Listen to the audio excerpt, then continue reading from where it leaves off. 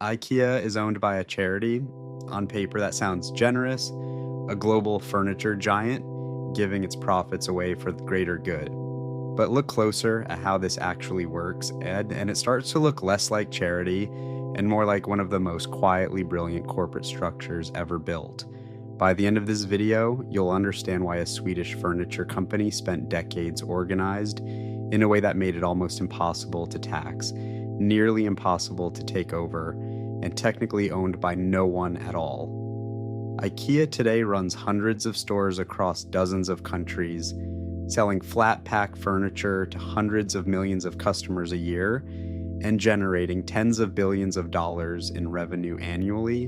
In fact, IKEA is widely considered the largest furniture retailer in the world, a position it has held for years. But to understand how it got this big and why it's built the way it is, we have to go back to a shed in rural Sweden and a teenager selling pens.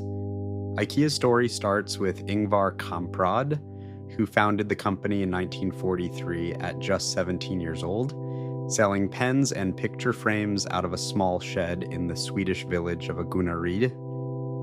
The business grew slowly at first, expanding into mail-order furniture by the early 1950s.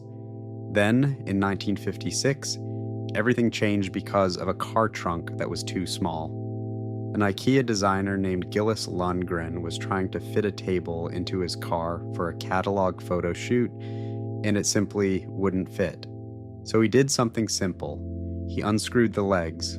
That small, frustrated decision became the seed of flat pack furniture, and it would go on to define IKEA's entire business model for the next 70 years. It's a reminder that some of the most influential business decisions in history weren't born from grand strategy meetings, but from ordinary, almost accidental frustration. Flat packing did something most furniture companies had never thought to prioritize.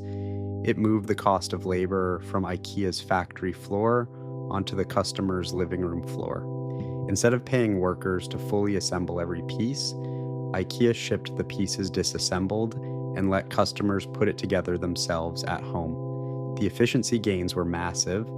Flat boxes stack far more densely than finished furniture, meaning trucks and shipping containers could carry roughly 3 times as much product per trip. By some estimates, this single shift in packaging cut IKEA's shipping costs by close to half, savings that let IKEA sell furniture at prices its competitors simply couldn't match. Even today, IKEA's best-known product, the Billy bookcase, has stayed in continuous production since 1979, largely because that same flat pack logic keeps its manufacturing and shipping costs so low. That pricing advantage is also why IKEA stores are built the way they are. If you've ever visited one, you know there's really only one path through the building, a long, winding, one-directional route that walks you past nearly every product before you're allowed to leave. There's no shortcut back to the entrance.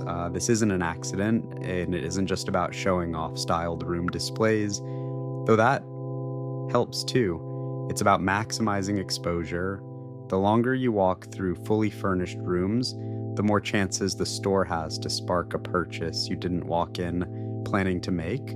And because you'll likely assemble that shelf like yourself when you get home, research on what's called the IKEA effect suggests you'll value it more than if someone had built it for you.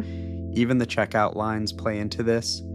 By the time you reach them, you've typically walked past thousands of individual products, each one a small chance to add just one more thing to the cart. IKEA also figured out something else most furniture retailers never considered: feeding you. Since 1958, IKEA has run in-store restaurants selling cheap Swedish staples, and today it sells more than 1 billion meatballs a year worldwide. But by IKEA's own admission, those restaurants barely turn a profit on their own. That's the point. Ingvar Kamprad reportedly summed up the strategy in 3 words: hungry customers buy less. Because IKEA stores are usually built on the outskirts of cities, away from other restaurants, a cheap meal keeps you inside, fed, and shopping for longer instead of leaving to find lunch elsewhere. One IKEA executive has estimated the restaurants alone bring in around 100 million extra store visits a year that otherwise wouldn't happen. But the most surprising part of IKEA's business model isn't in any of its stores. It's in the ownership structure sitting quietly above all of them. In 1982, Ingvar Kamprad transferred ownership of IKEA into something called the Stichting Inca Foundation, a Dutch foundation with no shareholders, no members, and no individual owner. In a very real legal sense, the company began to own itself. Beneath that foundation sits a separate entity, Inter IKEA Systems, which owns the IKEA brand and trademark outright, and collects a franchise fee of around 3% of sales from every single IKEA store on the planet, including the ones the foundation itself operates. Why go through the trouble? Two reasons. First, permanence. A company owned by a self-owning foundation can't be sold off, split apart by feuding heirs, or swallowed in a hostile takeover. Kamprad built something close to immortal. Second, and just as important, taxes. Sweden had steep inheritance taxes at the time, and Dutch foundations historically faced very light financial oversight. Kamprad himself was refreshingly blunt about it in one Swedish documentary, calling the arrangement simply a natural part of the company's low-cost culture.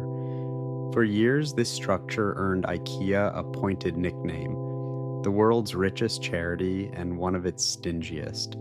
A widely cited 2006 analysis found the foundation sitting on an endowment worth tens of billions of dollars, while giving away only around €1 million a year. To be fair to where things stand today, that picture has shifted. The foundation broadened its charitable mandate in 2009, and by 2024, its philanthropic arm was granting more than €260 million a year toward causes like child poverty and climate change. The giving has genuinely grown. The underlying structure, the one built for control and tax efficiency, hasn't changed at all. Put all of this together, and you can see how deliberately IKEA's entire model reinforces itself. Flat pack furniture cuts costs and shifts labor onto the customer. The maze-like store and a cheap plate of meatballs both turn that saved money into more time spent shopping and more items in the cart. And the foundation ownership structure protects all of those profits from takeover and from a large share of the tax bill a normal corporation would owe. None of these pieces work by accident. Each one was a specific decision made over decades to build a company that could keep prices low, keep growing, and keep answering to no one but itself. So the next time you're wandering through an IKEA showroom, hex key in hand, remember, you're not just buying a bookshelf, you're one small part of a business model built to be permanent, low cost, and almost entirely unaccountable to anyone outside itself. If you found this breakdown interesting, subscribe, because next time we're looking at a company that's designed to make sure you lose by math before you even sit down at the table. See you in the next one.